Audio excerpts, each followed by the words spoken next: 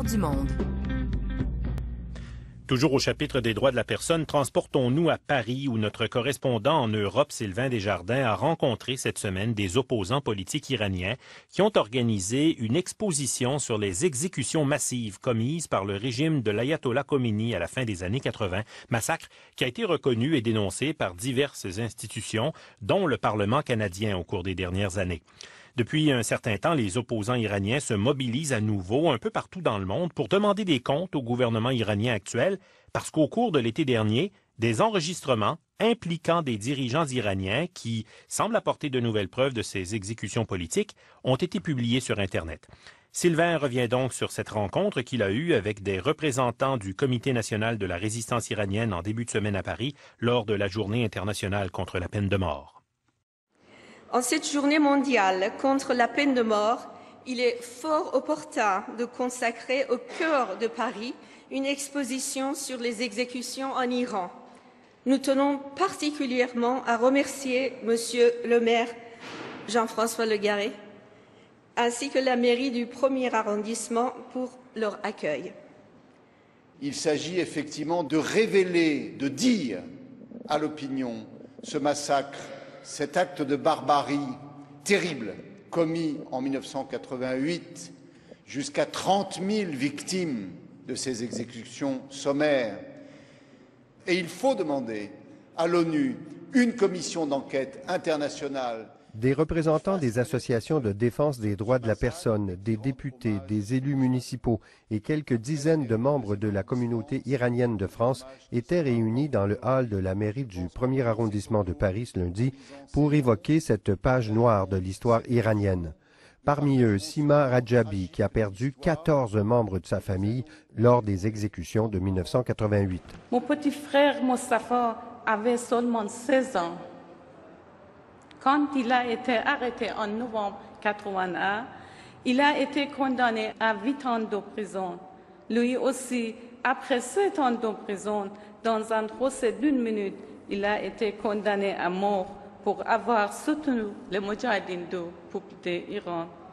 Les bourreaux de Mollah n'ont pas rendu les corps de mes frères et sœurs et ils n'ont pas dit où ils étaient enterrés. Dans l'assistance, un membre de la Commission des affaires étrangères du Conseil national de la résistance iranienne. Il s'appelle Behzad Naziri. Il était autrefois journaliste dans son pays et il a bien failli être exécuté avec les autres en 1988. 40 jours après l'exécution de ma sœur, donc rendant visite à ma mère, j'ai été arrêté à mon tour et condamné à 8 ans de prison car donc j'ai aidé les journalistes francophones à mieux comprendre les exactions du régime, à rencontrer des familles de victimes. J'étais condamné à 8 ans de prison, rien que pour ça. Donc, j'ai passé 3 années dans les prisons de Khomeini, où j'ai été torturé. Je me suis évadé au bout de 3 ans. Comme j'étais condamné à 8 ans de prison, mon père, professeur de droit en Iran, a été arrêté en guise d'otage. Il a été gardé 5 ans et plus en prison. Nous étions à peu près 400 à la prison de Rezélessal, qui est à 45 km à l'ouest de Téhéran. Donc des gens qui avaient déjà purgé leur peine ou qui étaient en train de passer la peine, et tous ont été exécutés donc, par ce fatwa de Khomeini, fatwa de mort, qui avait décidé donc, de la mort de 30 000 prisonniers politiques parce qu'il considérait donc, ce mouvement d'opposition comme une menace. Ce document a eu l'effet d'une bombe en Iran puisque dans ce document audio, l'ayatollah Montazeri dénonce le massacre qui venait de commencer en 1988 en Iran. Omid de Kadir est militant des droits de la personne et collaborateur au Conseil de la résistance iranienne. Il nous a fait visiter l'exposition de photos et de textes qui relatent le massacre de 1988. L'élément central de cette exposition est un enregistrement audio réalisé en 1988 dans la résidence du numéro 2 du régime. On y entend l'ayatollah Montazeri qui semonce les grands responsables de l'exécution de prisonniers politiques.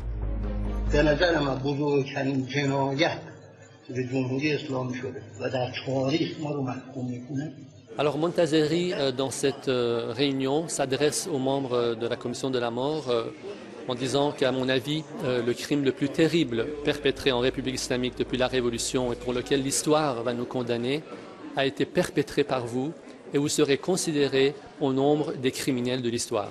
Donc c'est des phrases très fortes que Montazeri prononce.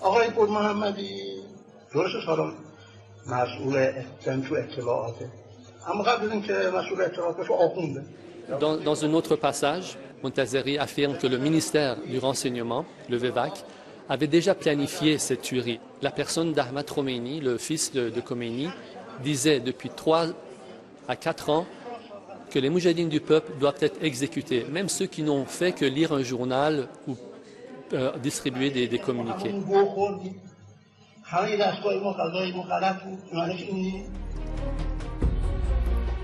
C'est un enregistrement qui dure 40 minutes et les personnes qui assistent à cette réunion reconnaissent que les tueries ont bel et bien lieu.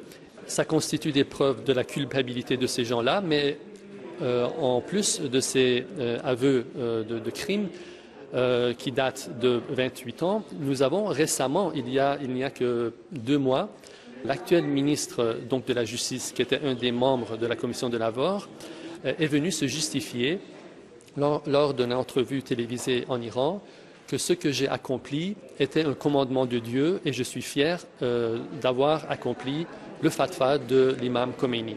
Oui, il y a une panoplie de preuves. Il y a d'abord les charniers, les populations le savent. Les gens savent qu'il y a des centaines de personnes qui sont enfouies, enterrées.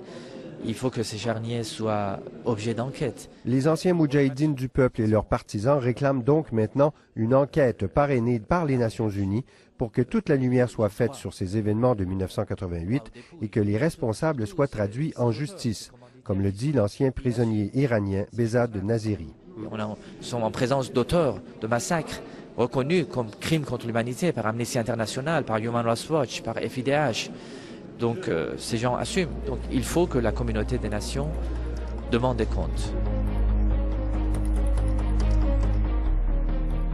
C'était un reportage de notre correspondant Sylvain Desjardins que je retrouve maintenant à Paris. Sylvain, ce comité de résistance iranienne dont vous nous parliez dans votre reportage adresse une requête en particulier au Canada.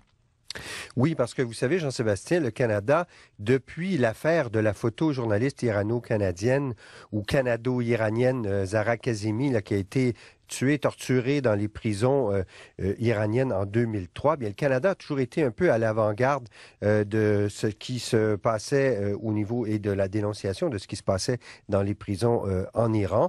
Et donc, il y a eu une résolution qui a été adoptée condamnant les exécutions de 1988 au Parlement en 2013. Alors, le comité iranien aimerait bien maintenant que le Canada aille plus loin et qu'il demande la tenue d'une enquête internationale auprès de l'ONU et qu'il parraine donc cette demande à New York. J'ai donc posé la question au ministère des Affaires étrangères à Ottawa. On m'a répondu par courriel. On dit dans cette réponse que la situation des droits de la personne en Iran demeure un sujet de grande préoccupation, notamment l'augmentation inquiétante des exécutions, les droits des femmes aussi et des minorités ethniques et religieuses. On évoque le rapporteur spécial des Nations unies qui s'est rendu sur place et qui a fait un rapport récemment et qui trouvait le nombre d'exécutions dans le pays ahurissant, mais il n'y a pas de réponse par ailleurs précise à ma question sur la possibilité que le Canada demande la tenue de cette enquête internationale. Notre correspondant Sylvain Desjardins nous parlait de Paris. Merci beaucoup, Sylvain. Au revoir.